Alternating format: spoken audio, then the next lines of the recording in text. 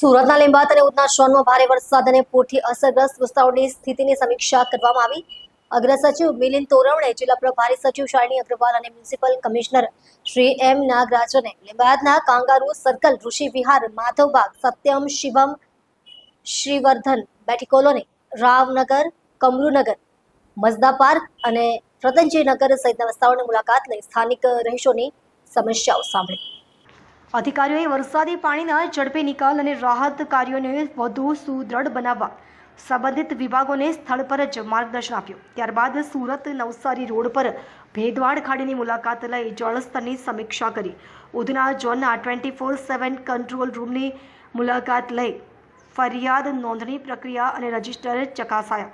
અધિકારીઓએ સુરત મહાનગરપાલિકાની વેબસાઇટ પર ખાડીના જળસ્તર, ઝોનવાર વરસાદ અને અન્ય લાઈવ ડેટાની સમીક્ષા કરી નાગરિકોને અધિકૃત માહિતી માટે પોર્ટલ સેવાઓનો વધુમાં વધુ ઉપયોગ કરવા માટે અપીલ કરવામાં આવી.